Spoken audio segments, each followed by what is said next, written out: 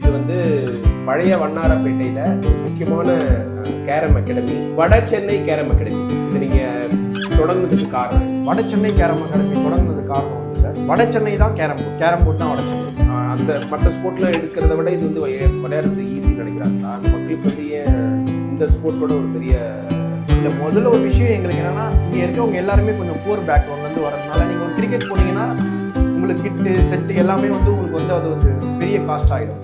So இது ஒரு பால் இருந்தால் நாங்கள் 10 பேர் விளையாட முடியும், ஒரு போர்டு இருந்தால் ஒரு 10 பேர் விளையாட முடியும். போர்டு போட்டது வந்து யாரை பார்த்து? நான் முதல்ல டோர்னமெண்ட் போர்டை பார்த்தது வந்து என்னோட மாமா தான் அவர், ஆண்டனி பர்னாட், சிஎம்டி அப்பாயின்மெண்ட். நான் ரொம்ப சின்ன வயசில் இருக்கும் போது அவர் வீட்டில் அவர் தனியாக ப்ராக்டிஸ் பண்ணுவார்.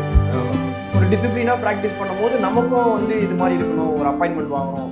அதுதான் லாங் டிஸ்டன்ஸ்லேருந்து நான் பார்த்தது.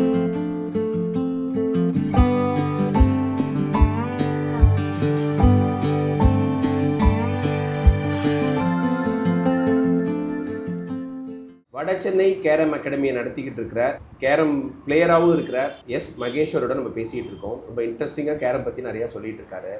வட சென்னைக்கும் கேரமுக்கும் உள்ள தொடர்பு, கேரம் எவ்வளோ கஷ்டமான ஸ்போர்ட்டு, டஃப் ஸ்போர்ட்டு, மாஸ்டர், இதெல்லாம் நம்மள்கிட்ட சொல்லிட்டு இருக்காரு. என்ன தேவை கேரம் ஸ்போர்ட்டுக்கு அப்படிங்கிறத பற்றி பேசுவோம். ஏன்னா வந்து ஒருத்தங்க இந்த காலத்தில் ஏதாவது ஒரு வேலையை செஞ்சாங்கன்னா அதுக்கு ஒரு பலன் இருக்கணும். நல்லா படித்தா ஒரு இன்ஜினியரிங், மெடிசன், நல்ல லா, அதுமாரி படித்து வேலை கிடைக்கணும். கேரம் விளையாண்டா அதன் மூலமாக என்னென்ன பெனிஃபிட் இருக்குது அப்படின்னு நிறைய பேரண்ட்ஸ் தெரிஞ்சுக்க விரும்புவாங்க. நீங்கள் சொன்ன மாதிரி மகேஸ்வர், இது வந்து வட சென்னைங்கிறது நிறைய ஒர்க்கிங் கிளாஸ் பீப்புள் இருக்கிற இடம். எளிய மனிதர்கள் வந்து தினைக்கும் வேலை செஞ்சு சம்பாதிக்கிறவங்க இருக்கிறாங்க. கேரம் அடுத்த கட்டத்துக்கு போகிறதுக்கு இது தடையாக இருக்குன்னு கேட்குறேன். இப்போ வந்து என்ன, இப்போ ஸ்கூலில் விளையாண்டா காம்படிஷன் அடுத்தது, அப்புறம் காலேஜில் இருக்கா, அந்த மாதிரி அப்பாயின்மெண்ட்டை பற்றி சொன்னீங்க. அதில் என்னென்ன இஷ்யூஸ்? இப்போ நமக்கு 6th இருந்து தொடங்கினாங்கன்னா எஸ்ஜிஎஃப்ஐ இருக்குது, எஸ்ஜேடி இருக்குது, ஆர்டிஎஸ் பிடிஎஸ் இருக்குது சார். எஸ்ஜேடிங்கிறது வந்து சிஎம் ட்ராஃபி. நோ சிஎம் ட்ராஃபிஸ்ன்றது தனியாக இப்போ கொண்டு வந்திருக்காங்க. எஸ்ஜேடின்னு ஒரு நம்ம ஸ்போர்ட்ஸ் டெவலப்மெண்ட் அத்தாரிட்டி தனியாக ஒரு டோர்னமெண்ட் பண்ணுவாங்க. அது டிஸ்ட்ரிக்ட் லெவலில் பண்ணுவாங்க. ஆமாம், டிஸ்ட்ரிக்ட் பண்ணி அது ஒரு ஸ்டேட்டாக கண்டக்ட் பண்ணி அதில் ஒரு ப்ரைஸ் அமௌண்ட் கொடுத்துருந்தாங்க.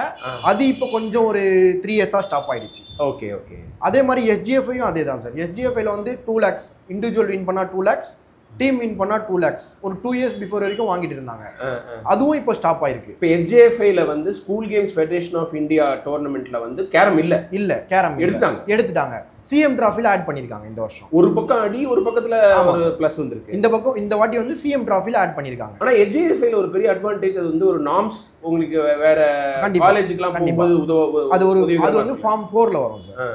நமக்கு இன்டர்நேஷனல் வந்து ஃபார்ம் 1, அசோசியேஷன் நேஷனல்ஸ் வந்து ஃபார்ம் 2, ஃபார்ம் 3 யூனிவர்சிட்டி, ஃபார்ம் 4 வந்து எஸ்ஜிஎஃப்ஐ. இந்த நாம்ஸ் அடிப்படையில் தான் சார் நம்மளுக்கு அப்பாயின்மெண்ட்டாக இருந்தாலும் சரி, ஸ்பான்சராக இருந்தாலும் கிடைக்கும். அது இழந்தது ஒரு பெரிய இழப்பு சார். ஃபார்ம் 4 இருந்ததுன்னா ஸ்கூல் கேம் ஃபெடரேஷன் ஆஃப் இந்தியாவில் ஒரு மெடல் பண்ணால் அவன் எந்த காலேஜில் வேணா ஃப்ரீ சீட்டில் உள்ள போகலாம். எப்போ எடுத்தாங்க அது? 2 years பேக். அது கேரம் கம்யூனிட்டி என்ன பண்ணுது? அவங்க ஏதாவது நாங்கள் வந்து இப்போ ஓப்பன் நேஷனல்ஸ் வச்சு அந்த சர்டிஃபிகேட் மூலியமா தான் சார் காலேஜ் உள்ள போயிட்டு இருக்கு. இப்போ வந்து அவங்க எஸ்ஜிஎஃப்ஐ கிட்ட போயிட்டு முறையிடலையா, ஏன் எடுத்தீங்க? அது மியாஸ்ல போய் நம்ம கொடுக்கணும் சார். மியாஸ்ன்றது ஆல் இந்தியாவில் போயிட்டு நம்ம அது பண்ணலாம். ஸோ அது வந்து இப்போ கேரம் விளையாடிட்டு இருக்கவங்களுக்கு ஒரு பெரிய ஸ்கூல் பசங்களுக்கு ஒரு 2 lakhs, ஒரு 4 lakhsன்றது ஒரு பெரிய அமௌண்ட் இல்ல சார். பணத்தை விட நீங்க அந்த நாம்ஸ், அதுவும் நாம்ஸ் ஒரு அப்பாயின்மெண்ட் நாம்ஸ் இல்ல சார் அது. இப்போ ஆனா இதுல வந்து சிஎம் ட்ராஃபில கொண்டு வந்தது ஒரு பெரிய சந்தோஷம் தான் சார். ஆனா அது நாம்ஸ் கிடையாது. கேம் டெவலப் கிடைக்குது இல்ல சார் எங்களுக்கு. நல்ல கேஷ் பிரைஸ் இருக்கு. கேஷ் பிரைஸும் நல்ல அமௌண்ட் பண்ணிருக்காங்க சார் இந்த வாட்டி. ஸோ அது ஒரு நல்ல விஷயம். ஆமா சார். அப்புறம் அடுத்தது ஸ்கூல் முடிஞ்சு காலேஜ் போறாங்க. காலேஜ்ல வந்து நீங்க ஒலிம்பிக் ஸ்போர்ட்ஸ், இப்போ எஸ்டாப்ளிஷ் ஸ்போர்ட்ஸ் இருக்கு இல்லையா, outdoor games, volleyball, football, basketball, இது எல்லாத்துலயும் வந்து இன்டர் யூனிவர்சிட்டி டோர்னமெண்ட்ஸ் இருக்கு. கேரம்ல இருக்கா? இன்டர் யூனிவர்சிட்டி கிடையாது சார். இன்டர் காலேஜ் மட்டும் தான் பண்ணுவாங்க. இன்டர் யூனிவர்சிட்டின்றது அது ஃபார்ம், அது ஜோன் பண்ணி ஃபார்ம் 3, அதுக்கு ஆல் இந்தியா போனால் ஃபார்ம் 3. அங்கேயும் நமக்கு ஒரு பிரேக் தான் சார். அங்கே நமக்கு காலேஜ் லெவலில் வந்து கேரம் ரீச் ஆகலை இன்னும். சென்னையிலேயே வந்து ஸ்கூல்ஸில் இருக்கிற அளவுக்கு காலேஜில் கிடையாது. கேரம் பிளேஸ்லாம் கிடையாது. பிளேயர்ஸ் இருப்பாங்க சார். ஏன்னா நேஷனல்ஸ் போன பிளேயர், அந்த ஸ்கூல்லேருந்து கண்டினியூ பண்ணுற பிளேயர்ஸ் காலேஜில் இருப்பாங்க. பட் ஃபார்ம் 3ல கேரம் கிடையாது. நான் இப்போ ஒரு இன்டர் ஸ்கூல் டோர்னமெண்ட் நடத்தினேன்னா நிறைய என்ட்ரிஸ் வரும். கண்டிப்பாக. ஆனால் இன்டர் காலேஜுக்கு அவ்வளோ வராது. ஏன்னா அவங்க டிஸ்கண்டினியூ பண்ணுவாங்க. எதுக்கு விளையாடணும், யூனிவர்சிட்டி அதர் ஸ்போர்ட் மாறிடுவாங்க சார். அவங்க ஒரு நல்ல ஒரு பெஸ்ட் பிளேயராக இருப்பாங்க, அவங்க வந்து அதர் கேம்ஸ் போயிடுவாங்க. ஸோ இப்போ வந்து எஸ்ஜிஎஃப்ஐல திரும்பவும் இன்க்ளூட் பண்ணணும். யூனிவர்சிட்டியில் கேரம் ஒரு ஸ்போர்ட்டாக எஸ்டாப்ளிஷ் பண்ணணும். இதெல்லாம் பண்ணால் வந்து அப்பாயின்மெண்ட்ஸ் நிறைய இருக்குது சார். இது இல்லாமலே அப்பாயின்மெண்ட் இவ்வளோ இருக்குன்னும் போது அது ஒரு ஸ்போர்ட்ஸ் பர்சனுக்கு ஒரு சின்ன ஒரு பிரேக் மாதிரி இருக்குது சார். ஆனால் இப்போதைக்கு அப்பாயின்மெண்ட்டுக்கு ஒரே ரூட் வந்து நேஷனல்ஸில் ஜெயிச்சுட்டு அந்த சர்டிஃபிகேட் அசோசியேஷனில் நீங்கள் ஸ்டேட் பார்ட்டிசிபேட் பண்ணி அது மூலயமா 6 பேர் போவாங்க சார். ஸ்டேட்லேருந்து ஒரு 6 மெம்பர்ஸ் செலக்ட் பண்ணி நேஷனல்ஸ் அனுப்புவாங்க. நீங்கள் அங்கே ஒரு 1 to 4 வந்தீங்கன்னா கண்டிப்பாக உங்களுக்கு அப்பாயின்மெண்ட் உண்டு. 6 பேரும் டீம் இதுலேயும் ஆமாம், டீம் இதுலேயும் கலந்துப்பாங்க, இண்டிவிஜுவல்லையும் கலந்துப்பாங்க. அதே 6 பேர். ஆமாம் சார். இப்போ தமிழ்நாடு இந்த முறை வந்து கோல்டு ஜெயிச்சிருக்காங்க. கோல்டு கீர்த்தனான்றவங்க கோல்டு ஜெயிச்சிருக்காங்க. அப்துல் ஆசிஃப்ன்றவர் வந்து 8th பிளேஸ் வந்திருக்காரு. அப்புறம் நம்ம மென் சைடில் கோல்டு ஜெயிச்சிருக்காங்க. டீம் ஈவெண்ட்ல gold sir, both gold, men and women gold.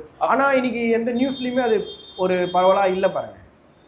ஒரு லோ ப்ரொஃபைல் ஸ்போர்ட்டாகவே இருக்கு. கண்டிப்பாக சார். யாரோ பொழுதுபோக்கு எங்கேயோ ஆடிட்டு இருக்காங்க. நீங்கள் யோசிச்சு பாருங்க சார், நேஷனல்ஸில் women's team gold medal senior category, men's team gold medal, women's singles title winner, மென்ஸில் 8th பிளேஸ் பிடிக்கிறார். இதுக்கு மேலே ஒரு அச்சீவ்மெண்ட் ஒரு தமிழ்நாடு கவர்மெண்ட் சப்போர்ட் பண்ணியிருக்கா, அவங்க அச்சீவ் பண்ணியிருக்காங்க. ஆனால் மீடியா இன்னும் கவர் பண்ணலை.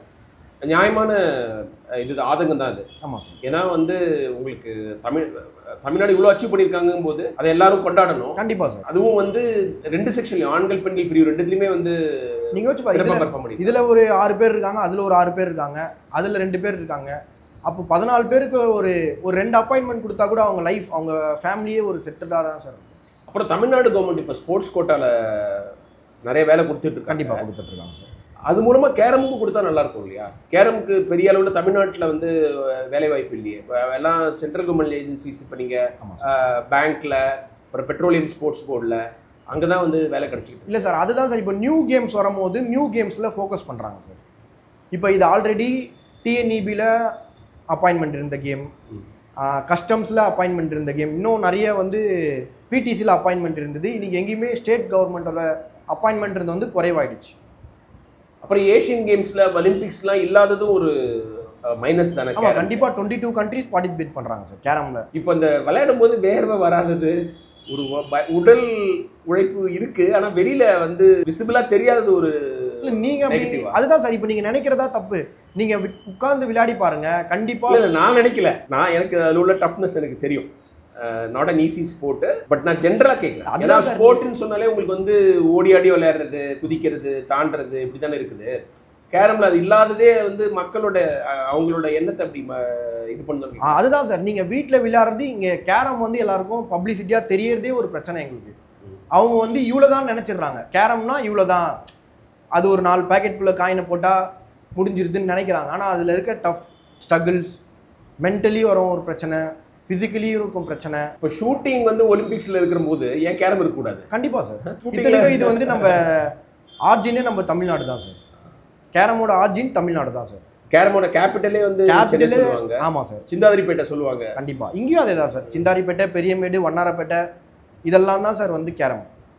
மகேஸ்வர் வந்து சவுத் சென்னையில் கேரம் ஒரு பாப்புலர் ஸ்போர்ட்டாக இருந்ததுன்னா அது வேறு மாதிரி எனக்கு இருக்குமா? கண்டிப்பாக மேபி இருந்திருக்கலாம்ல சார். ஒரு பணக்காரவங்க விளையாடுற ஒரு ஸ்போர்ட்டாக இருந்ததுன்னா அவங்க அடுத்த கட்டத்துக்கு எடுத்துகிட்டு போயிருப்பாங்க. ஸ்பான்சர்ஷிப் கிடைக்கும். கண்டிப்பாக யூனிவர்சிட்டியில் கேம் ஆகிருக்கும். அதெல்லாம் நடக்கிறது சுலபமோ?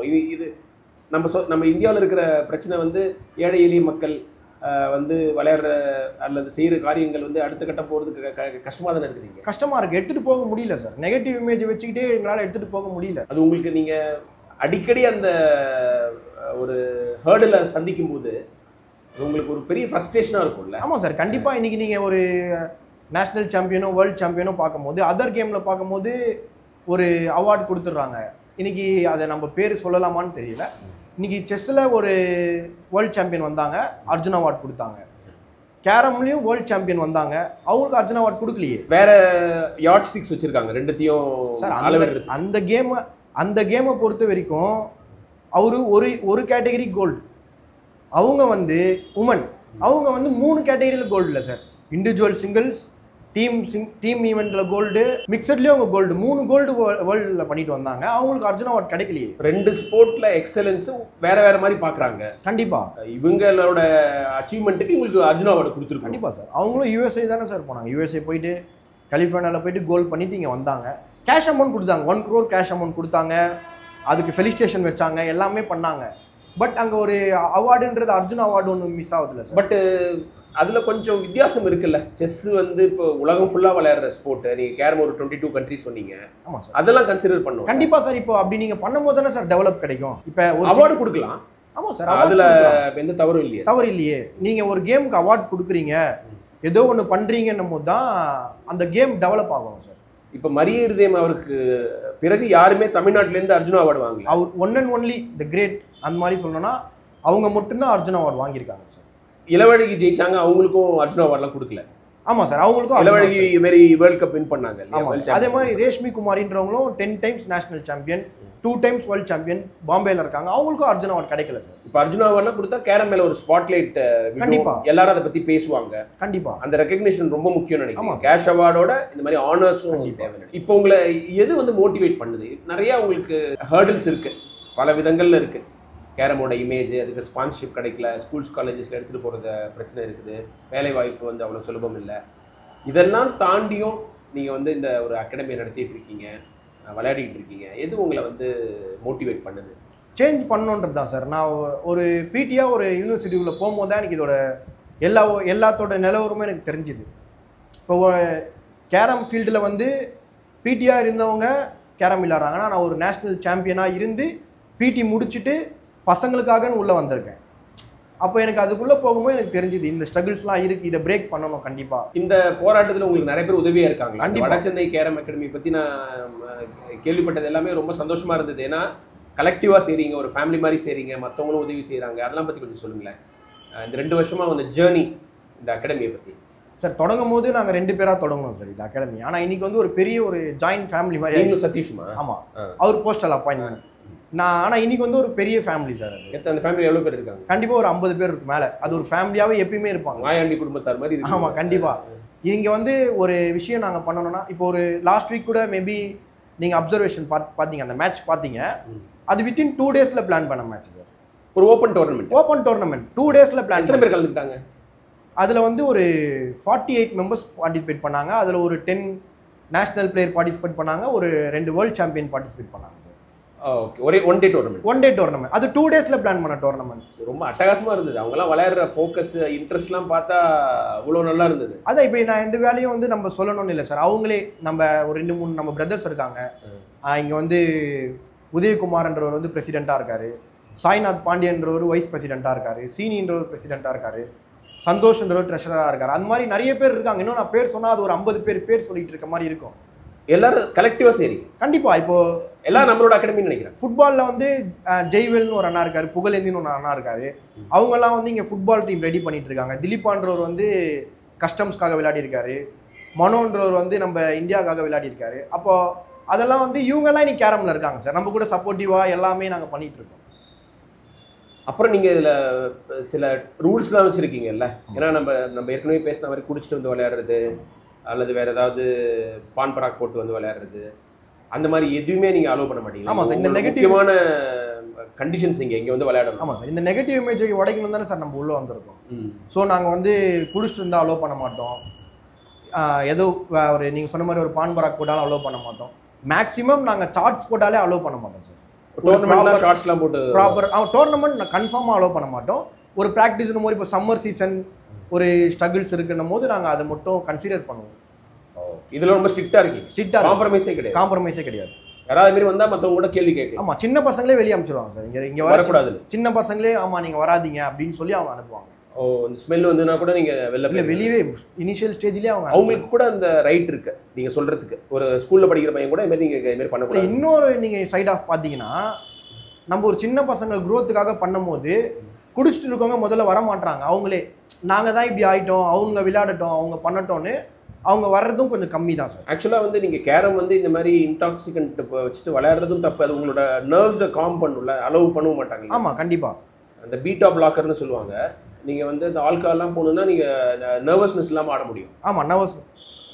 நீங்கள் அந்த ஸ்டெடி ஆகும், கால் ஸ்டெடியாக இருக்காது, கை ஸ்டெடியாக இருக்கும்னு சொல்லுவாங்க. ஆமாம், அது ஒரு ஃபியர் போகும். ஃபியர் போயிடும்ல, அதுவே வந்து அன்ஃபேர் அட்வான்டேஜ். ஆமாம்.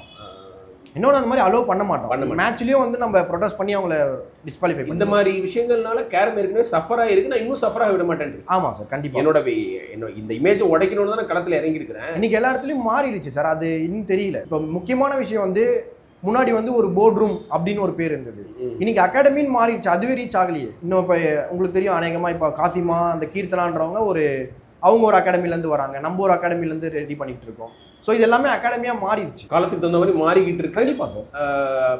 அதில் நீங்கள் இந்த டிசிப்ளின் ரொம்ப இம்பார்ட்டண்ட். ஆமாம், கண்டிப்பாக அப்படின்னு நினைக்கிறீங்க. நீங்கள் விளையாடுறத விட இங்கே வந்து நீ இதை ஃபாலோ பண்ணணும் அப்படிங்கிறது எல்லாருக்கும் அது வந்து கண்டிப்பாக. இப்போ நாங்கள் எக்ஸாம்ஸ் வந்தால் எக்ஸாமுக்கு தான் ஃபர்ஸ்ட் ப்ரிஃபரன்ஸ் கொடுப்போம். ஸ்கூல் ஸ்டூடெண்ட்ஸ் படித்தா மட்டும்தான் கேரம் விளையாட விடுவோம். படிக்காமல் யாருமே விளையாட மாட்டாங்க சார், உள்ளே வரக்கூடாது. ஆமாம், ஏன்னா பேரண்ட்ஸ்க்கு ஒரு பெரிய கவலையாக இருக்கும்ல. இது வந்து ஒரு எல்லா விளையாட்டுமே கொஞ்சம் ஒரு அடிக்ஷன் ஏற்படுத்தக்கூடியது. அவர்ஸ் ஒரு 4 மணி நேரம் 5 மணி நேரம்லாம் தொடர்ந்து ஒரு விளையாடுற மனநிலை கூட வரலாம். ஸோ அதெல்லாம் நீங்கள் கேர்ஃபுல்லாக இருக்கீங்க. இன்னொரு விஷயம், இது கொஞ்சம் பிரெயின் யூஸ் பண்ணுறதுனால கண்டிப்பாக இதில் வர பசங்களும் கொஞ்சம் நாலேஜபிளாக தான் இருப்பாங்க. கான்சென்ட்ரேட் பண்ணுவாங்க, ஃபோக்கஸ்டாக ஒரு இடத்துல ஒரு 3 மணி நேரம் 4 மணி நேரம் உட்காருவாங்க. ஃபோன் யூசேஜ் கொஞ்சம் கம்மியாயிடும். இல்லை அதுவே பெரிய இதில் மோட்டிவேஷன்ல. ஆமாம் சார். இன்னைக்கு ஒரு ஸ்டூடெண்ட் யார் ஒரு 3 hours 4 hours ஃபோன் இல்லாமல் இருக்காங்க, இன்னைக்கு இங்கே கேரமில் வந்து உட்காந்தாங்கன்னா கண்டிப்பாக அவங்க இருப்பாங்க. ஃபோன் எடுத்து பார்க்க மாட்டாங்க, கேமில் கான்சென்ட்ரேட். கண்டிப்பாக. ஸோ அதுவே பெரிய ப்ளஸ். ஸ்கூல் பிள்ளைங்க ஏன் கேரம் விளையாடணுங்கிறதுக்கு வந்து இதுதான் சீஃப் ரீசன். கண்டிப்பாக சார். நீங்கள் மொபைல் ஃபோன் இல்லாமல் அவங்க ஒரு 2 hours இருப்பாங்க. இப்போ நான் வந்து ஏன் கேரம் விளையாடணுன்றதுக்கான ஒரு ரீசனும் சொல்லிடுறேன். இப்போ மெடிடேஷன் பண்ணால் நம்ம வந்து கொஞ்சம் பிரெயின் நல்லாயிருக்கும், இல்லை ஒரு எக்ஸ்ட்ரா எனர்ஜி அந்த மாதிரி சொல்கிறாங்க. இப்போ மெடிடேஷன் போது நம்ம இந்த முத்திரை யூஸ் பண்ணுறோம், கேரமும் நம்ம இதே தானே யூஸ் பண்ணுறோம். இதை நாங்கள் ஸ்டிமுலேட் பண்ணிகிட்டே இருக்கோம்ல, ஒரு 3 hours 4 hours ஸ்டிமுலேட்லேயே இருக்குது. நீங்கள் மெடிடேஷன் கூட 1/2 hour தான் பண்ணுவீங்க. என்ன மாதிரி ஆளுக்கு தான் கேரம் தேவைன்னு நினைக்கிறேன். நான் மொபைலை வந்து 5 செகண்டுக்கு ஒரு வாட்டி பார்த்துக்கிட்டே இருக்கேன். எனக்கு என் மேலேயே வந்து ஒரு ஃப்ரஸ்ட்ரேஷனாக இருக்குது. படிக்க முடியல, புக் எடுத்து படிக்க முடியல. ஏதோ மெசேஜ் போகிறோம், சோஷியல் மீடியாவுக்கு போகிறோம். இன்ஃபேக்ட் ஸ்கூல் பசங்களுக்கு ரொம்ப அவசியம்னு நான் நினைக்கிறேன். இது எல்லா ஸ்கூல்ஸ்லையுமே வந்து ஒரு நாளைக்கு ஒரு 1/2 hour பசங்க. இது கேரம் வந்து நீங்கள் ஸ்கூல் பசங்களை மட்டும் சொல்கிறீங்க சார்.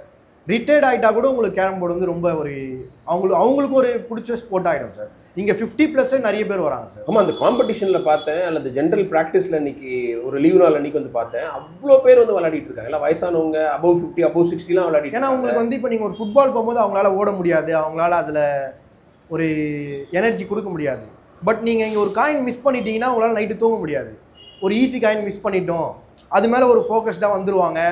உங்களுக்கு ஒரு டெய்லி ஒரு அடிக்ஷன் மாதிரி இது ஆகிடுது அவங்களுக்கு. அப்போ நான் அப்புறம் சந்தோஷ் அவர்கிட்ட கேட்டேன். அவர் வந்து இங்கே வந்தால் எனக்கு ரிலாக்ஸ் ஆகுது மைண்டுனார். நீங்கள் யோகாவை பற்றி சொன்னீங்க. இந்த போர்டு கிட்ட வந்தால் எனக்கு கொஞ்சம் என்னால் கூல் டவுன் பண்ண முடியுது. கண்டிப்பாக. இன்னைக்கு எப்படா வருவோம் அப்படின்னு தோணுது. இன்னைக்கு இருக்க ஒரு சொசைட்டியில் எல்லாரும் ஓடிக்கிட்டே தானே இருக்காங்க, எல்லாம் ரன்னிங் ஓடிக்கிட்டே இருக்காங்க. இங்கே வந்து நீங்கள் உட்காடுறீங்களே, காமாக உட்காந்து ஒரு 3 hours மெடிடேஷன் பண்ணுறீங்களே, மெடிடேஷன் மாதிரி தான். ஆமாம், டிசிப்ளினும் உங்களுக்கு கிடைச்சிருது. வேறு எங்கேயும் அந்த ஒரு டிசிப்ளின் இருக்காது. பட் அது அளவு தாண்டி போகக்கூடாதுல்ல. ஒரே நாளைக்கு 6 மணி நேரம் 7 மணி நேரம் விளையாடுறதுலாம் அவங்களுடைய அது வந்து நீங்கள் பாதிக்கும்ல. அது வந்து நீங்கள் ப்ரொஃபஷனலாக போகிறவங்க கண்டிப்பாக 8 மணி நேரம் பண்ணணும். இல்லை வேறு ஏதோ ஒரு ஒர்க் பண்ணுறாங்க, ஒரு டிரைவராக இருக்காங்க, வேறு ஏதோ ஒரு ஸ்கூலில் வேலை பார்க்குறாங்க, அவங்கெல்லாம் வந்து ஒரு ஒரு ஒரு கட் ஆஃப் டைம் வச்சுக்கணும்ல. ஏன்னா அது வந்து விளையாடிக்கிட்டே இருக்கலாம். விட்டா வந்து உங்களுக்கு நீங்கள் பார்த்துருப்பீங்கல்ல, 10 மணி நேரம்லாம் கூட உட்காந்து விளையாடுறவங்களாம் இருக்கலாம். இல்லை, இதனால தான் வீட்லேயும் எல்லாரும் விளையாடுறாங்க சார். இப்போ வீட்டில் எல்லாருமே கேரம் விளையாடுற காரணம் அவங்களுக்கு ஒரு என்டர்டைன்மெண்ட், மைண்ட் ஃப்ரீயாக இருக்குது. அது ஏன் ஃப்ரீயாக இருக்குன்னு தெரியல அவங்களுக்கு. புரியுது. இப்போ இதே நீங்கள் பாருங்கள், வீட்டில் செஸ் விளையாடலாம், இல்லை வேறு எதுனா, ஏன் கேரம் போர்டு விளையாடுறாங்க? ஆனால் அவங்களுக்கு தெரியாது. அவங்களாம் நினச்சிக்கிறாங்க ஜாலியாக இருக்குது, டைம் போகிறது தெரியலன்றாங்க. ஆனால் இங்கே ஒரு மைண்ட் ஃப்ரீயாக இருக்கும். டெஃபினட்டாக அது ஒரு எஃபெக்ட் இருக்குது. கண்டிப்பாக அது ஒரு, நீங்கள் இதுதான் யோசிச்சு பாருங்கள். நம்ம யோகாவே இப்படி பண்ணுறோம், கேரம் போர்டு இப்படி விளையாடுறோம், ஹோல்ட் பண்ணுறாங்க. நாங்கள் ஸ்டிமுலேட் பண்ணிகிட்டே இருக்கோமே, ஒரு 3 hours 4 hours 5 hours ஸ்டிமுலேட் ஆகிட்டே இருக்குல்ல. நான் இப்போ உடனடியாக ஒரு போர்டு ஆர்டர் பண்ணோம் ஆன்லைனில். அந்த மாதிரி நீங்கள் வந்து சொல்லிட்டு இருக்கீங்க, எனக்கு அவசியம் தேவைன்னு நினைக்கிறேன். இப்போ ஸ்கூல் போகிற பசங்களுடைய பேரண்ட்ஸுக்கு ஒரு நம்பிக்கை வரணும்ல. இதில் அவன் வந்து நிறைய டைம் ஸ்பெண்ட் பண்ண மாட்டான், பையனோ பெண்ணோ, அவன் படிக்கவும் அப்படின்னு நினைப்பாங்கல்ல. ஸோ அதுலேயும் நீ கொஞ்சம் டிசிப்ளினை என்ஃபோர்ஸ் பண்ணணும்ல. இப்போ சாயந்தரம் 5 மணிக்கு வந்தாங்கன்னா ஒரு 6 7 மணிக்கு வீட்டுக்கு கிளம்பிடணும், வீட்டு கண்டிப்பாக அந்த பேலன்ஸ் நீங்கள் கண்டிப்பாக மார்னிங் 2 hours ஈவினிங் 2 hours. இப்போ சண்டே சொன்னபோது நாங்கள் கவர் பண்ணிப்போம். மேட்ச் டைமில் ஓடி வாங்கிடுவோம் நம்ம ஸ்கூலில். அப்போ பசங்க வந்து இங்கே தான் இருப்பாங்க. ஏன்னா பேரண்ட்ஸோடைய ட்ரஸ்ட்டு, நம்பிக்கை வாங்குறது முக்கியம் இல்லை. இந்த ஏரியாவிலே நீங்கள் சொன்னீங்க வந்து எல்லா பேரண்ட்ஸும் வந்து ரொம்ப ஆர்வமாக அனுப்புறது கொஞ்சம் யோசிக்கிறாங்கன்னு. ஸோ அதை எப்படி நீங்கள் உடைக்க இது பண்ணிட்டு இருக்கீங்க, முயற்சி பண்ணி அதை எப்படி மாற்ற முயற்சி பண்ணிட்டு இருக்கீங்க? ஆமாம் சார். இப்போ ஒரு பையன் நார்மலாக இருக்கிறவொடனே நம்ம ஒரு ஸ்டேட் லெவலில் பேரண்ட்ஸ் கண்டிப்பாக அன்எஜுகேட்டடாக இருக்காங்க. ஒரு வீட்டு வேலை செய்கிறாங்க, இல்லை ஏதோ ஒரு ஃபாதர் ஏதோ ஒன்று பண்ணுறாங்க. அந்த பசங்க ஒரு நேஷ்னலில் மெடல் பண்ணி வரும்போது அவங்களுக்கு இருக்க சந்தோஷம் அது ஒரு 10 பேரை வர வைக்குது சார். அந்த வின்னிங் தான் வர வைக்குது. அந்த மெடலோட அந்த பசங்க போகும்போது ஓகே. அந்த மீடியா கவரேஜ் சொன்னீங்களா, அது கூட அந்த பேரண்ட்ஸ் மனசை மாற்றும். என் பையன் ஃபோட்டோ, என் பொண்ணு ஃபோட்டோ பேப்பரில் வருது, டிவியில் காமிக்கிறாங்க, கண்டிப்பாக அவங்க அனுப்புவாங்க திரும்ப. கண்டிப்பாக. இப்போ அவங்களுக்கு வந்து அந்த நியூஸ் பேப்பர் படிக்க தெரியாதவங்களுக்கு அவங்க பசங்க அந்த நியூஸ் பேப்பரில் பார்க்கும்போது ஒரு எக்ஸைட்மெண்ட் இருக்கும். கண்டிப்பாக சார், அது ஒரு பெரிய டிவிங்கிறத இன்னும் கேட்கவே வேண்டாம். அது நல்ல பாயிண்ட்டு. நான் வந்து ஆக்சுவலாக ஒரு ஜேர்னலிஸ்ட்டாக இருக்கும்போது இந்தமாரி வெளிச்சம் படாத ஸ்போர்ட்ஸ் நிறையா கவர் பண்ணியிருக்கேன். நான் கிரிக்கெட் கவர் பண்ணதே இல்லை. என்னோட கோல் இதுவாக தான் இருந்தது. ஸ்பாட்லைட்டே இல்லாத நம்ம ஊர் பசங்க, அந்த ஒரு அட்டாச்மெண்ட் இருக்கணும். சென்னை பசங்க, நம்ம ஊர்ல இந்த மாதிரி. கேரமும் அதே தான் சார்.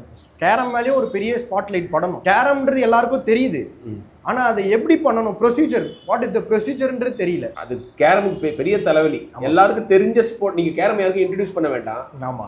ஆனா அதே சமயத்துல அந்த காம்படிஷன் லெவல்ல எப்படி இருக்கும் கேரம்ங்கிறது நிறைய பேருக்கு கண்டிப்பா தெரியாது. அதுக்கு எவ்வளோ உழைக்கணும். ஆமா.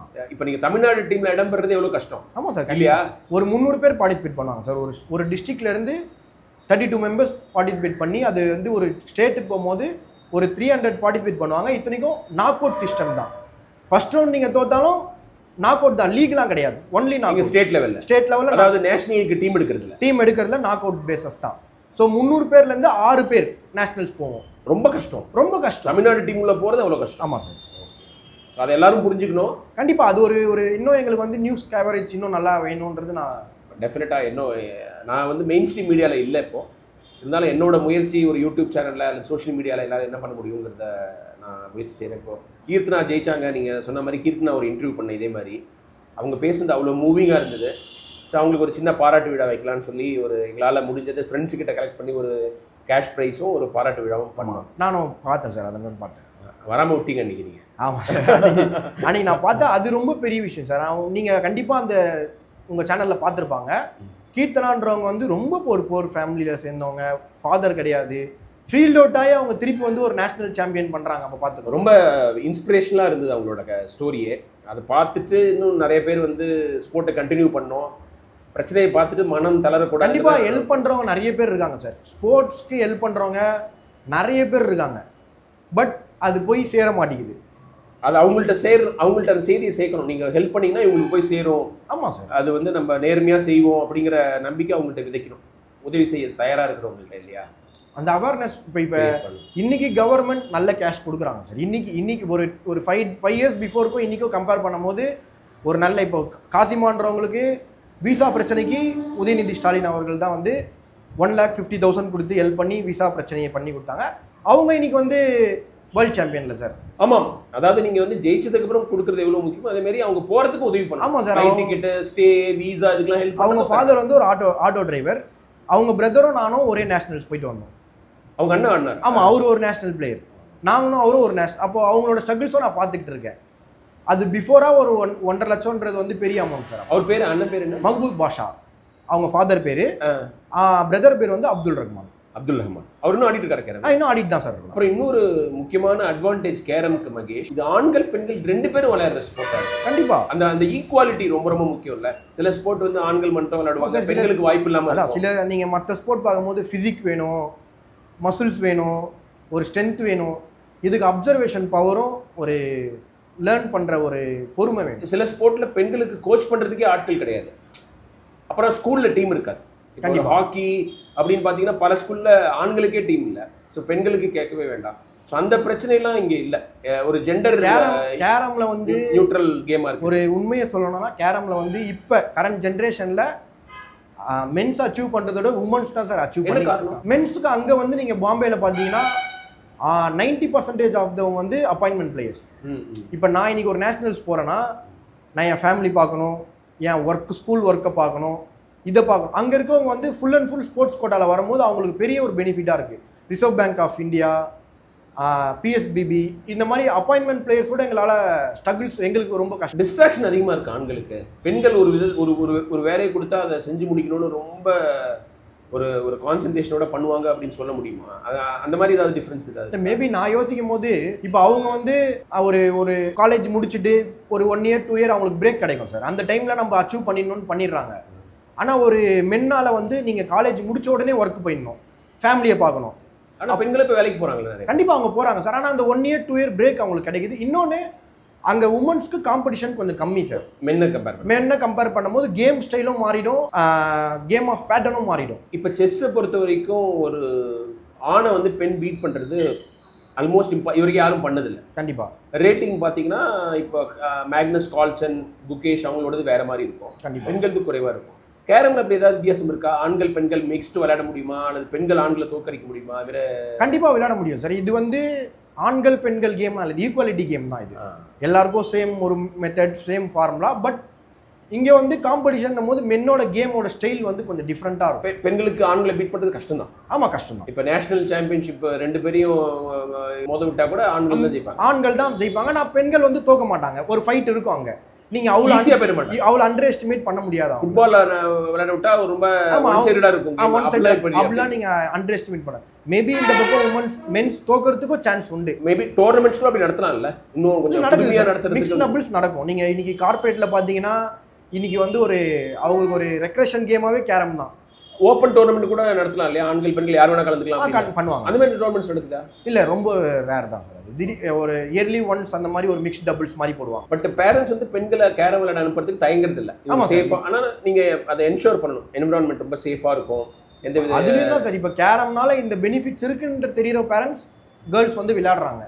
இது இன்னும் போய் சேரல சார். ப்ராப்பரான ஒரு வேலை போய் சேரணும். இப்போ வடசென்னை கேரம் அகாடமியில் பெண்கள் வராங்களா? கண்டிப்பாக வராங்க சார். பரவாயில்ல. அவங்களையும் என்கரேஜ் பண்றீங்க? ஆமா, அவங்களும் ஸ்டேட் லெவல்ல பார்ட்டிசிபேட் பண்ணிட்டு இருக்காங்க. ஏன்னா ஸ்போர்ட் வந்து ஒரு பெரிய ஒரு லெவல் பிளேயிங் ஃபீல்டை கிரியேட் பண்ணும். அவங்களுக்கு ஒரு வேற ஒரு உலகத்தை காமிக்கும் இல்லையா? கண்டிப்பா டிராவல் பண்ணுவாங்க, வேற ஒரு இடத்துக்கு ஊருக்கு போவாங்க, வேற ஒரு ஸ்கூலுக்கு போவாங்க. இது எங்களுக்கு வந்து ஒரு மிடில் கிளாஸ்க்கு வந்து கேரம்ன்றது வந்து ஒரு பிரிட்ஜ் மாதிரி சார். நாங்கள் ஒரு சக்ஸஸை நோக்கி போனோம்னா ஒரு அப்பாயின்மெண்ட்டுக்கு எங்களுக்கு ஒரு கேரம் போர்டு ஒரு ஸ்டேஜ். மகேஸ்வர், நீங்கள் அந்த அப்பாயின்மெண்ட்டு லைஃப்பில் ஒரு செட்டில் ஆகுறது அப்படி ஒரு ஃபேக்டர் ஒன்று இருக்குது. இன்னொன்று வந்து அவங்களோட ஓவரால் டெவலப்மெண்ட் இன் பர்சனாலிட்டி. லைக் வந்து வேறு நிறைய பசங்க வருவாங்க, அவங்களோட பழகிறது, அதுக்கப்புறம் வேற ஒரு ஊருக்கு போய் கலந்துக்கிறது, அதெல்லாமே உங்களுக்கு ஒரு பெரிய லைஃப் ஸ்கில்ஸ் கற்றுக்கணும். கண்டிப்பாக சார். அது கேரம்னு கிடையாது, அது ஸ்போர்ட்ஸில் இருக்கவங்களுக்கு அது தனியாகவே அது ஒரு யூனிக்னஸ். இல்லை, நீங்கள் பேரண்ட்ஸ் சொல்லும்போது இதெல்லாம் கூட நீங்கள் கம்யூனிகேஷன். நீங்கள் ஒரே விஷயம் தான், இன்னைக்கு ஃபோன் இல்லாமல் எந்த பசங்க இருக்க முடியும்னு சொல்லுங்கள். அது இங்கே இருக்காது. இன்னொன்று கரெக்டான அந்த டைமுக்கு அவங்க அந்த வேலையை பார்க்க ஆரம்பிச்சு. நீங்கள் கேரம் விளையாண்டு நிறைய டோர்னமெண்ட்ஸ்லாம் போனதுனால தான் உங்களோட கம்யூனிகேஷனும் இவ்வளோ நல்லா இருக்குது, அவ்வளோ ஷார்ப்பாக பேசுகிறீங்க. கண்டிப்பாக சார். இல்லையா? நான் வந்து சில பேர்கிட்ட இன்டர்வியூ பண்ணும்போது அவங்க பேச்சு வாயிலேருந்து நம்ம புடுங்கணும். ஒரு வார்த்தை 2 வார்த்தையில் பதில் சொல்லுவாங்க, தயக்கப்படுவாங்க, ரொம்ப இது கஷ்டமாக இருக்கும். ஆனால் உங்களோட பேசுறது ஒரு ரொம்ப ஸ்மூத்தாக போயிட்டுருக்கு. ஏன்னா நீங்கள் வந்து அவ்வளோ ஷார்ப்பாக குயிக்காக பதில் சொல்கிறீங்க. அந்த கம்யூனிகேஷன் கூட நீங்கள் ஐ திங்க் இந்த கேரம் விளையாடுறது, இந்த மாதிரி ஒரு அகாடமி நடத்துறது ஒரு காரணமாக இருக்கும். கண்டிப்பாக சார். ஏன்னா நம்ம இங்கே பண்ணுறோம் கேரம்னும் போது நம்ம ஆப்பனண்ட்டோட நம்ம விளையாடுறது ஒரு சைடாக இருந்தாலும் ஆப்பனண்ட்டை விளையாட விடாமல் பண்ணணும். ப்ரெசன்ஸ் ஆஃப் மைண்ட் வேணும். Tough sport master. கண்டிப்பாக மென்டல் ஆஸ்பெக்டை பற்றி நீங்கள் கொஞ்சம் சொல்ல முடியுமா? எவ்வளோ முக்கியம்? நீங்கள் இப்போ வந்து உங்களோட கேமை ஒழுங்காக விளையாடுறது மட்டும் இல்லை, ஆப்பனண்ட் என்ன செய்ய போறாருங்கிறதையும் நீங்கள் ஜட்ஜ் பண்ணி ஆடணும். கண்டிப்பாக எப்போ என்ன செய்யணுங்கிற அந்த ப்ரெசன்ஸ் ஆஃப் மைண்ட் ரொம்ப முக்கியம். அப்சர்வேஷன் பவர் ரொம்ப முக்கியம். இந்த பேட்டர்ன் வரும்போது நம்ம நெக்ஸ்ட் மூவ் என்னன்றதை ஒரு ப்ரீவியஸாகவே நம்ம திங்க் பண்ணி வச்சுக்கணும் சார். அது நம்மளதோட இல்லாமல் ஆப்னன்றதே நம்ம தெரிஞ்சு வச்சிருக்கோம். அப்போ நீங்கள் உங்கள் லைஃபோட எடுத்துக்கும் போது உங்கள் லைஃப்பில் நீங்கள் அடுத்து என்ன பண்ண போகிறீங்க நீங்கள் முன்னாடி யோசிச்சு வச்சுப்பீங்க. அதெல்லாம் உங்களுக்கு இன்னும் பெனிஃபிட்டாக இருக்கும் சார். கேரமில் பண்ணும்போது அது ரொம்ப பெனிஃபிட்டாக இருக்கும். அப்புறம் வந்து இந்த ப்ரெஷரை ஹேண்டில் பண்ணுறதுனா ஈஸியான இதை கூட பொசிஷனை கூட நம்ம மிஸ் பண்ணுவோம். இப்போ நீங்கள் வந்து ஜெயிச்சா ஒரு 1 lakh ப்ரைஸ் பண்ணி அப்படின்னு சொன்னீங்கன்னா ஈஸி பாக்கெட்டை கூட மிஸ் பண்ணுவோம். ஸோ இதெல்லாம் ஹேண்டில் பண்ணுறதுக்கு உங்களுக்கு கேரம் கற்று தரும்ல. வாழ்க்கையில் நம்ம ஒரு ஸ்ட்ரெஸ்ஃபுல் ப்ரெஷர் சுச்சுவேஷனையும் நம்ம ஹேண்டில் பண்ணுறதுக்கு கேரம் உதவியாக இருக்கும். கண்டிப்பாக நீங்கள் கேம் வைஸ் பார்த்தீங்கன்னா ஒரு அச்சீவர் என்றைக்குமே அந்த மணிக்காகவோ இல்லை ஒரு இதுக்காகவோ ப்ராக்டிஸ் பண்ண மாட்டாங்க. எக்ஸலன்ஸ் அவங்க கேமுக்காக ப்ராக்டிஸ் பண்ணும்போது அவங்களுக்கு அந்த ஒரு மேட்ச் ஃபியர்ன்றது ஒன்று போயிடும். இன்னொன்று நீங்கள் கேட்குற மாதிரி லைஃப்பில் அந்த ஒரு ஸ்ட்ரகிளை வந்து அவங்க ரொம்ப ஈஸியாகவே ஹேண்டில் பண்ணுவாங்க. கீர்த்தனா தான் சொன்னாங்க, நான் வந்து ரிசல்ட்டை பார்க்கவே மாட்டேன், என்னோட கேமை நான் தைரியமாக ஆடுவேன். கண்டிப்பாக ரிசல்ட்டை பற்றி கவலைப்பட்டு இருந்தாலும் நல்லா ஆட முடியாது, நல்லா உழைப்பேன், கேமை நல்லா ஆடணும், என் பெஸ்ட்டை கொடுக்கணும்னு நினைப்பேன், ரிசல்ட் வந்துடும். அவங்க ப்ராக்டிஸ் பண்ணுறதால எனக்கு பயம் இருக்காது சார். அவங்களுக்கு ஆப்பனண்டாக இருந்தவங்க கரண்ட் வேர்ல்டு சாம்பியன்ல அவங்க அதை யோசிச்சாங்கன்னா தோத்துருப்பாங்களே. அது நிறைய லைஃப் லெசன். ஏன்னா அவங்க பேசும்போது அந்த ஆடியன்ஸ் வந்து யூபிஎஸ்சி டிஎன்பிஎஸ்சி எக்ஸாம் ப்ரிப்பேர் பண்ணுற பிரைட் ஸ்டூடெண்ட்ஸ் அவங்களாம் ரொம்ப அப்ரிஷியேட் பண்ணாங்க. இவங்க பேசுனது அவங்க லைஃபுக்கு வந்து நிறைய லெசன்ஸ். நம்ம எப்போதுமே ரிசல்ட்டை பற்றியான கவலைப்படுறோம். ஒரு வேலை ஆரம்பிச்சோன்னா இதனால இந்த பலன் கிடைக்குமா, ஜெயிப்போமா? அதுதான் சார். நீங்கள் எதனால் அதுனா இன்னைக்கு நீங்கள் கேரம் விளையாடுறீங்கன்னா எல்லா மேட்சும் நீங்கள் வின்னர் வந்துட மாட்டீங்களே. ஒரு 50 மேட்ச் விளையாடுறீங்கன்னா 40 மேட்ச் நம்ம தோத்துருப்போம். அப்போ நம்மளுக்கு வந்து அந்த அக்செப்டன்சி வந்துடும். ஃபெயிலியர்ஸ் நிறைய பார்த்துருப்போம். ஸ்போர்ட்டோடைய பெரிய ப்ளஸ் தானே. அதனால எங்களுக்கு வந்து அது லைஃப்ல வரும்போது சக்ஸஸ் தான் எங்களுக்கு ரொம்ப பெரிய விஷயம். ஃபெயிலியர் எங்களுக்கு வந்து ரொம்ப ஈஸி. அப்புறம் இந்த காலத்து பசங்க ஏன் விளையாடணும்னா அவங்க நிறைய ஃபெயிலியரே பார்க்கறது இல்லை. ஒரு பையன் இருக்காங்க அல்லது 2 பசங்க இருக்காங்க பேரண்ட்ஸ்க்கு. அந்த காலம் மாதிரி 5-6 பசங்கள்லாம் கிடையாது. ரொம்ப செல்லம் கொடுத்து வளர்க்குறாங்க. கண்டிப்பாக இன்னைக்கு நான் ஸ்கூல் பிடிஆ இருக்கும் போது அதை ஃபேஸ் பண்ணுறேன். பசங்களை அவங்களால கண்ட்ரோல் பண்ண முடியல. பேரண்ட்ஸ் வந்து எங்ககிட்ட சொல்கிறாங்க, சார் நீங்கள் சொல்லுங்கள் அப்படின்னு. ஏன்னு செக் பண்ணால் இப்போ எல்லாமே வீட்டில் ஒரே பொண்ணு ஒரே பையன், அந்த ஒன்றுங்கும் போது அவங்க ரொம்ப செல்லமாயிடுறாங்க சார். முன்னாடி ஒரு 4 பேர் 3 பேர் 5 பேர் இருப்பாங்க. இப்போ அவங்களால அதை சமாளிக்க முடியல. தோல்வியே பார்க்காம வளர்றாங்க. ஆமாம், ரொம்ப எது கேட்டாலும் வாங்கி கொடுத்துடணும். அதனால வந்து அவங்க புது விஷயங்களை அட்டெம்ப்ட் பண்ண மாட்டேங்கிறாங்க. கண்டிப்பாக தோத்துருவோம், அதில் நம்ம ஃபர்ஸ்ட் வர மாட்டோம்னாலே அதை செய்ய வேண்டாம்னு நினைக்கிறேன். இல்லை, பேரண்ட்ஸ்கிட்டே அந்த அவேர்னஸ் கிடையாது சார். இன்றைக்கி ஒரு நாங்கள் இந்த ஒரு 500 கொடுக்குறோம், ஒரு ஏதோ ஒரு மற்ற கேம்னா ஒரு 1000 கொடுக்குறோம், எங்கள் பசங்க தோத்துக்கிட்டே இருக்காங்க, வின் பண்ணவே மாட்டாங்க, நாங்கள் வேற கேம் போயிடுறோம். ஒரு ஃபாஸ்ட் ஃபுட் கல்ச்சர் மாதிரி போயிட்டு ஆமாம், எல்லாமே உடனே கிடைக்கணுன்றாங்க. இன்னைக்கு அது மாறணும் சார். முதல்ல அந்த பேரண்ட்ஸ் கிட்ட அந்த அவேர்னஸ் வேணும். பேரண்ட்ஸ் வந்து ஒன்று dance class, karate class, boxing class, carrom class, அந்த பசங்களை போட்டு ஒரு இது ஆக்கிடுறாங்க. அவங்க என்ஜாய் பண்றாங்களானே பாக்குறது இல்லை. இவங்க அவங்களுக்கு தேவை உடனே அச்சீவ்மெண்ட் வந்து இல்லை, குழந்தைங்க என்ஜாய் பண்ணணும்ல அவங்க செய்யறது. ஆமா, கண்டிப்பா பிடிச்சி செய்யணும். அப்பாவோட விருப்பத்தை குழந்தைங்க மேல திணிக்க கூடாது. நீங்க சொல்ற மாதிரி ஷார்ட் டேர்ம் எனக்கு பெனிஃபிட்ஸ் வந்துகிட்டே இருக்கணும், ஜெயிச்சுக்கிட்டே இருக்கணும்னா அது இப்போ எப்படி முடியும்? வாழ்க்கையில் எல்லாத்தையும் ஜெயிக்க முடியாதுன்னு அவங்க தானே சொல்லி தரணும். ஆமாம், அவங்களுக்கே அந்த அவேர்னஸ்ல அவங்க இப்போ பசங்க ஒரு 3 மேட்ச் 4 மேட்ச் லாஸ் பண்ணுறாங்கன்னா டிக்கெட் செலவு, என்ட்ரி செலவு, அந்த செலவு இருக்கும் போது நான் செலவு பண்ணுறேன், பசங்க தோத்துடுறாங்களே, நீ இதுக்கப்புறம் தோத்தனா நீ வந்து கேரம் போர்டுக்கே போகாத, இல்லை வேற எந்த கேமுக்கும் போகாதன்னும் போது பசங்க மேலே ஒரு ப்ரெஷர் வந்தது இல்லை சார். ஒரு இன்வெஸ்ட்மெண்ட் மாதிரி பார்க்குறாங்க. ஆமாம், அவங்க வின் பண்ணிடணும், போனோடனே வின் பண்ணிடணும். அந்த கல்ச்சர் இந்தியாவிலே மாறணும். ஸ்போர்ட்டுங்கிறது ஒரு personality development, life skills, discipline. Sports equal to discipline. நீங்கள் சொன்ன மாதிரி வெற்றி தோல்விகளை கற்றுக்க, சமமாக பார்க்கறது எவ்வளோ இருக்குது. நீங்கள் எல்லாரோடையும் சேர்ந்து வாழ கற்றுக்கிறது இல்லையா? ஒரு டீம்னா ஒரு 10 பேர் இருப்பாங்க, அவங்களோட கற்றுக்கிறது, அவங்க பழக்க வழக்கங்க என்னன்னு தெரிஞ்சுக்கிறது, எவ்வளோ பெனிஃபிட்ஸ் இருக்குது. அப்புறம் மகேஸ்வர், நீங்கள் வந்து அந்த மென்டல் ஸ்ட்ரென்த்தை பற்றி சொன்னீங்க. கேரம் உட்காந்து விளையாடுற ஒரு ஸ்போர்ட்டாக இருந்தால் கூட ஃபிசிக்கலி ஒரு நல்ல ஷேப்பில் இருக்கணும்ல. நீங்கள் ஃபுட்வேர் கூட சொன்னீங்க, அதெல்லாம் பற்றி கொஞ்சம் சொல்ல முடியுமா? ஆமாம் சார், எவ்வளோ இம்பார்ட்டன்ட் ஃபிட்னஸ் ஸ்போர்ட்ஸ்க்கு ஃபிட்னஸ். இப்போ அதுதான் சார், இப்போ கேரம் விளையாடுறவங்க என்ன பண்ணிடுறாங்க, இல்லை நாங்கள் எப்படி இருந்தாலும் விளையாட முடியும்னு நினைக்கிறாங்க. கண்டிப்பாக இதுக்கும் வந்து நம்ம மூவ்மெண்ட்ஸ் கொடுக்கணும், டர்ன் பண்ணி விளையாடணும். ஒரு சிட்டிங் ப்ரொசீஜர்னு ஒன்று இருக்குது. முதல்ல நாங்கள் சிட்டிங்லேருந்து தான் பேசிக் கொண்டு வருவோம். சிட்டிங் அப்புறம் தான் ஃபிங்கரிங்குள்ளேயே நாங்கள் போவோம். அப்போ ஒரே இடத்துல 2 மணி நேரம் இருக்கிறதும் உட்கார்றது நாட் ஈஸி இல்லை உங்களுக்கு வந்து. கண்டிப்பாக நீங்கள் வந்து பிளேயிங்க்கு முன்னாடியே நீங்கள் உங்களை உட்கார வச்சு தான் நாங்கள் ப்ராக்டிஸே கொடுப்போம். நீங்கள் முதல்ல சும்மா உட்காரணும், நீங்கள் முதல்ல அப்சர்வ் பண்ணணும், எதை எப்படி பண்ணுறாங்க ஆப்போனன்ட், சீனியர்ஸ் பிளேயர்ஸ் எப்படி பண்ணுறாங்க, என்ன பண்ணுறாங்க, உங்கள் அப்சர்வேஷன் ஸ்கில்ல பார்ப்போம். நெக்ஸ்ட் தான் உங்களை நாங்கள் பிளேயராகவே ஃபார்ம் பண்ணோம். அப்புறம் இந்த எக்கானமி ஆஃப் மூவ்மெண்ட்னு ஃபுட்பால் ஒன்று சொல்லுவாங்க. தேவையில்லாம நம்மளோட கை கால்களை ஆட்டுறது, அளவுக்கு அதிகமாக செய்யறது எந்த ஃபீல்டுலையுமே தேவையில்லைமா. கேரம்லேயும் அது முக்கியம் இல்லை, உங்களோட பாடி மூவ்மெண்ட்டு. ஆமாம் சார், கண்டிப்பாக அது நீங்கள் எக்ஸ்ட்ரீமாக ரொம்ப பண்ணீங்கன்னா அது ஃபவுல் கணக்கில் வந்துடும் சார். ஒரு ஆப்போனன்ட் விளையாடும் போது நீங்கள் ஏதோ ஒரு ஆக்ஷன் பண்ணுறீங்கன்னா அது ஃபவுலில் வந்துடும், அவங்கள டிஸ்ட்ராக்ட் பண்ணுறீங்க நீங்கள்.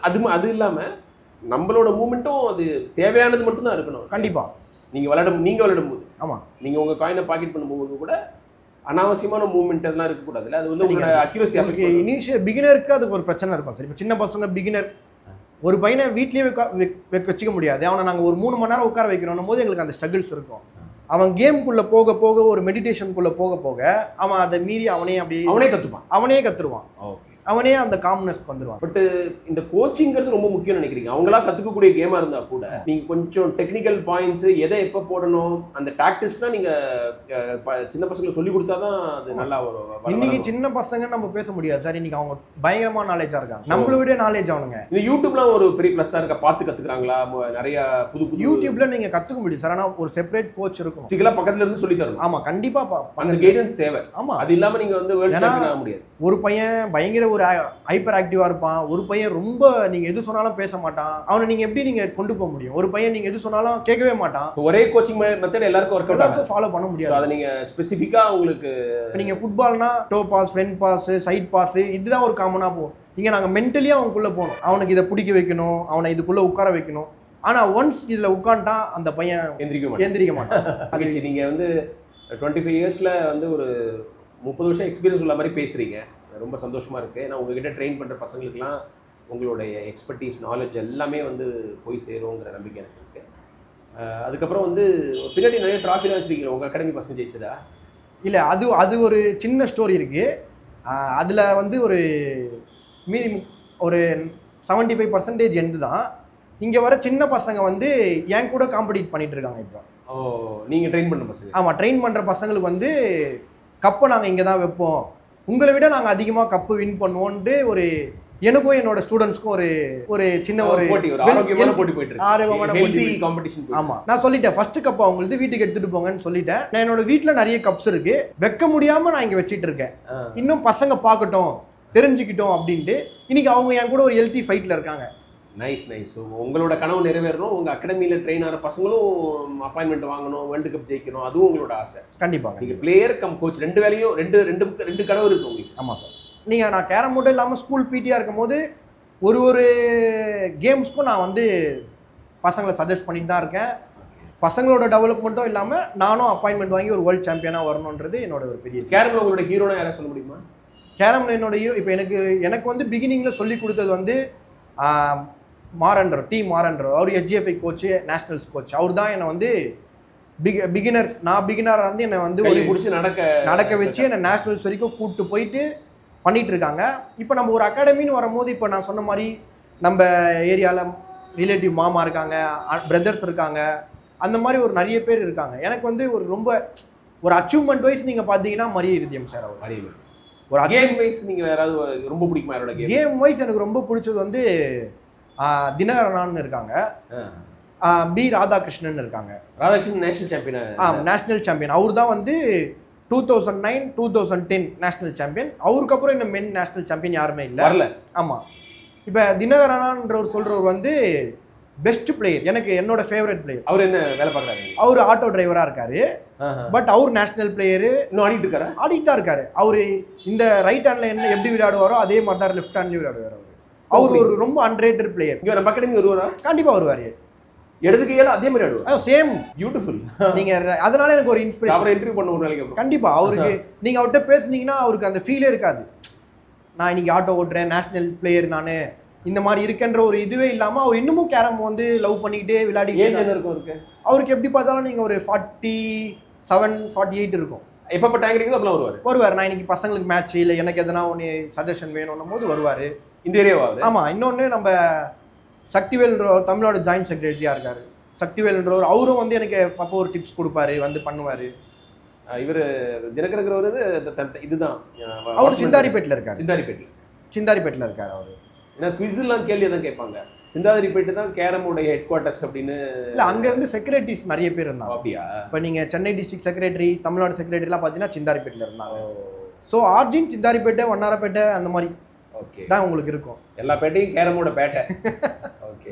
அப்புறம் ஃபைனலாக மகேஸ்வர் வந்து உங்கள் ஃபேமிலி சப்போர்ட், அப்பா அம்மாக்கெலாம் நீங்கள் வந்து இந்த கேரமில் இவ்வளோ டைம் ஸ்பெண்ட் பண்ணுறது, கோச் பண்ணுறது, அகாடமி நடத்துறது, விளையாடுறது எல்லாம் ஓகேவா? உங்கள் ஃபேமிலியோட ஃபேமிலி வந்து அம்மா டீச்சராக இருக்காங்க, ஒரு ப்ரைவேட் ஸ்கூலில் டீச்சராக இருக்காங்க. அவங்க பேஸ்கெட் பால் ஒரு ஸ்டேட் பிளேயரு. அப்பா வந்து 10th வரைக்கும் தான் படிச்சிருக்காங்க. இன்டர் கேஸ்ட் மேரேஜ் அம்மா அது. ஓகே வந்து. ஸோ சிஸ்டரும் நானும் டபுள் டிகிரி முடிச்சிருக்கோம். ஓகே. அக்கா தங்கச்சி. ஓகே. ஆமாம். அவங்க எல்லாருக்கும் மகிழ்ச்சியாக நீங்கள் கேரம்னே உட்காந்துட்டு இருக்கீங்கிறது அவங்களுக்கு? இல்லை, அதே தான் சார், எனக்கும் இதே தான் சார் நடந்தது. நான் மகாராஷ்டிராவில் போயிட்டு அன்றைக்கி தமிழ்நாடு கோல்டு பண்ணும்போது அங்கே மகாராஷ்டிரா பேப்பரில் என்னோடய ஃபோட்டோ வந்துருச்சு. அதை நான் இங்கே வர்றதுக்குள்ளே எங்கள் வீட்டில் அதை ஏதோ பண்ணி வாங்கி வச்சு என்னை வந்து அவங்க ஃபஸ்ட்டு பார்த்தது ஒரு பேப்பரில் தான் பார்த்தாங்க. அப்போ அவங்களுக்கு வந்து நான் ஏதோ கரெக்டான வேலை போகிறேன் அப்படின்னும் போது அப்படியே ஒரு சவுத் ஜோன், அப்படியே ஒரு ஸ்டேட்டு அப்படி பண்ணிவிட்டு இன்னைக்கு ஒரு 20 பசங்களை நான் ரெடி பண்ணுறேன்னும் போது அவங்களுக்கு அது ஒரு பெரிய சந்தோஷம். ஏன்னா வீட்டில் சப்போர்ட் இல்லைன்னா ரொம்ப கண்டிப்பாக எனக்கு பெரிய சப்போர்ட் தான் சார் வீட்டில். ஏன்னா உங்களுக்கு நீங்கள் வந்து மைண்டு ஃப்ரீயாக செய்ய வேண்டிய வேலை இது. வேற ப்ரெஷர் இருந்ததுன்னா அது. ஆமாம், என்னை எதுக்குமே இன்வால்வ் பண்ண மாட்டாங்க. ஒரு ரிலேட்டிவ் ஃபங்க்ஷனு இல்லை எங்கேனாலும் நான் மேட்ச்னா என்னை விட்டுருவாங்க. ஃபஸ்ட்டு கேரம் அடுத்தது தான். ஆமாம், அப்புறம் தான் நீ வாப்பா அப்படின்ட்டுருவாங்க. அகாடமியில் நிறைய கடவுள் படங்கள்லாம் இருக்குது. நீங்கள் கடவுள் நம்பிக்கை எப்படி உங்களுக்கு நம்பிக்கை உண்டா? பெரிய லெவலில் எல்லாமே டிசிப்ளினஸ் தான் நான் பார்ப்பேன். நீங்கள் கேரம்னும் போது மனசை நீங்கள் தெரிஞ்சுக்கணும். மனசை தெரியணும், மெடிடேஷனுக்குள்ளே போகணும். அந்த மாதிரி ஒரு விஷயம் தான். நீங்கள் பக்தின்னு போகிறத விட ஒரு டிசிப்ளின். ஓகே. நீங்கள் அதை ஸ்டார்டிங்லேயே வைக்கும் போது நீங்கள் கேட்ட மாதிரி ஏதோ ஒரு நெகட்டிவான ஒரு விஷயம் ஏதோ ஒன்று வருதுன்னா அதை அங்கே ஸ்டாப் பண்ணிட்டோம். பசங்க ஒரு சின்ன பசங்களுக்கு வரும்போது ஒரு பேசிக் டிசிப்ளின் வரணும். ஆன்மீகங்கிறது இதன் மூலமா அந்த ஒரு இது மாறுது. கண்டிப்பா நீங்க அங்க பாத்தீங்கன்னா வந்து 3 விதமான கடவுளுமே அங்க இருப்பாங்க. ஓகே, முஸ்லீமும் இருக்கும், கிறிஸ்டினும் இருக்கும், இந்துவும் இருக்கும். எது வந்தாலும் முதல்ல அதை வந்து நாங்க இங்க செக்யூலர் பிளேஸ். பட் வந்து அந்த மாதிரி படங்கள்லாம் இருந்தா சில பேருக்கு ஒரு நல்ல ஒப்பீனியன் வரும்னா வந்துட்டு போட்டுமே. ஒப்பீனியன் வரட்டுமே. ஓகே, வரவங்களோட தாட் தானே. பக்தின்னு எடுத்துக்கிட்டா பக்தின்னு எடுத்துக்கிட்டோம், டிசிப்ளின் எடுத்தா டிசிப்ளின் எடுத்துக்கிட்டோம். உங்க ரியல் லைஃப்ல ஹீரோ அப்படின்னு நிறைய சொல்ல முடியுமா? உங்களுக்கு அதே மாதிரி யாராவது இருக்காங்களா? நீங்க கேரம் இல்லாம இவர் தான் என்னோட லைஃப்ல ஒரு பெரிய ரோல் மாடல் அப்படின்னு நினைக்கிற யாராவது உண்டா? எந்த ஃபீல்டு வேணாலும், எந்த ஃபீல்டில் வேணா சொல்றீங்க சார். அப்படி எல்லாருமே ஒரு ஸ்டோரியில ஒருத்தர் இருப்பாங்க. உங்களுக்கு யாரு? இல்ல நிறைய பேர் இருக்காங்க. இப்ப நான் பேர் சொல்லும் போதே எதனா ஒரு பிளேயரை விட்டுருவனோ இல்ல யாருன்னா அப்படி நினைக்கிறீங்க? அப்படின்னும் போது இன்ஸ்பிரேஷனா நீங்க வந்து பெரிய நிறைய பேர் இருக்காங்க. ஆமா, ஒரு விஷயம் ஒருத்தர் எனக்கு பிடிக்கும். இப்ப நீங்க கேட்குற மெச்சூரிட்டி வந்து அதனாலதான் வருது எனக்கு. நிறைய பேருக்கு கத்துக்கிறீங்க. ஆமா. சினிமா ஆக்டர் பிடிச்சது யாராவது? சினிமா ஆக்டர்ன்றது விராட் கோலி வச்சுக்கலாமே. விராட் கோலி எனக்கு ரொம்ப பிடிக்கும். ஓகே. நீங்க எதனால விராட் கோலி பிடிக்கும்? இன்னைக்கு கூட எடுத்துக்கோங்க, அவர் செஞ்சுரி அடிச்சாலும் இத்தனை பால் அடிச்சாருன்னு ஒரு ட்ரோல் இருக்கும், சீக்கிரமா அடிச்சாலும் ஒரு ட்ரோல் இருக்கும், இந்தியாவுக்கு கப் வாங்கி கொடுத்தா ஐபிஎல் கப் இல்லைன்னு ஒரு ட்ரோல் இருக்கும். இவ்வளவு நெகட்டிவ் வச்சுட்டு அவர் ஒரு வேலையை தானே பார்த்துட்டு இருக்காரு. அவுட்ஸ்டாண்டிங் டிசிப்ளின் இல்லை, ஃபிட்னஸ் இல்லை சார். ஒரு எதிர்பார்ப்பு இல்லாமல் அவர் வேலையை செஞ்சுட்டு இருக்காங்களே. சோஷியல் மீடியாவில் அவ்வளோ நெகட்டிவ் விஷயம் இருந்தாலும் அவர் வேலையை அவர் பாட்டுன்னு அவர் செஞ்சுக்கிட்டு இருக்காரு. அந்த மாதிரி பிடிக்கும். இப்போ அதே மாதிரி டோனி இது நீங்கள் எடுத்தீங்கன்னா பெஸ்ட் கேப்டன்ஷிப். ஒரு அந்த மாதிரி ஒருத்தர்கிட்ட இருந்து ஒன்று நம்ம சினிமா பார்க்க மாட்டேங்க. சினிமா டாபிக் அவாய்ட் பண்ணுறீங்க. சினிமா பார்க்க மாட்டேங்க. சினிமா பார்ப்பேன். அதுவும் தான் சார். ஒருத்தட்ட ரொம்ப படிக்கிற ஹேபிட் உண்டா? புக்ஸ் கேட்குறீங்களா? இல்லை, புக்ஸு படிக்கிற அளவுக்கு ஹேபிட் கிடையாது. ப்ளஸ் நான் ஸ்போர்ட்ஸ் பர்சன் சார். புக்கு ஸ்போர்ட்ஸ்னா ஸ்போர்ட்டே புக்கு தான் உங்களுக்கு. ஆமாம், கண்டிப்பாக. ஓகே, மகிழ்ச்சி மகேஸ்வர். ரொம்ப நல்லா பேசுனீங்க. உங்களோட முயற்சி எல்லாத்துக்கும் வந்து கோல் ஸ்போர்ட்ஸுடைய வாழ்த்துக்கள், என்னோட வாழ்த்துக்கள். மேபி நம்ம சேர்ந்து பயணிப்போம். கண்டிப்பாக கேரமில் நிறைய செய்யணுங்கிற ஒரு எண்ணம் எனக்கு இருக்குது. உங்களோட ஹெல்ப்போட, உங்களோட கைடன்ஸோட கண்டிப்பாக அதெல்லாம் செய்ய முடியுதான்னு பார்ப்போம். அண்ட் சூப்பராக பேசுனீங்க. தேங்க்யூ. அதுக்கு ஒரு ட்ராஃபி தான் கொடுக்கலாமா? ஏன்னா நான் யாரை இன்டர்வியூ பண்ண போனாலும் அது ஒரு எப்படி பேசுவார், தயக்கம்லாம் பேசுவாரா, ஓப்பனாக பேசுவாரா அப்படிங்கிற இந்த மாதிரி பிளாட்ஃபார்ம்ஸ் வந்து எங்களுக்கு கேரமுக்கு ஒரு பெரிய டெவலப்மெண்ட். நானும் உங்கள் சேனலை ஃபாலோ பண்ணிவிட்டு நானும் வீடியோஸ் பார்த்துட்டு இருக்கேன். நீங்கள் கபடியை பற்றி ரொம்ப இன்டீரியராக போய் நீங்கள் பண்ணதெல்லாம் எனக்கு ரொம்ப ஒரு ஷாக்கிங்காக இருந்தது. நாகர்கோவிலுக்கு போனேன். தமிழ்நாடோட தென்மூலை சென்னையிலேயே இருக்குது கேரம். ஸோ அதனால் இன்னும் நிறைய டைம் டிவோட் பண்ணோம், நிறைய வீடியோஸ்லாம் நம்ம ரெக்கார்ட் பண்ணோன்னு ஒரு பிளான் வச்சுருக்கிறேன். உங்களை மாதிரி பர்சன் கேரம்குள்ளே வந்தது எங்களுக்கு ஒரு பெரிய கிஃப்டாக நாங்கள் பார்க்குறோம் சார். தேங்க்யூ.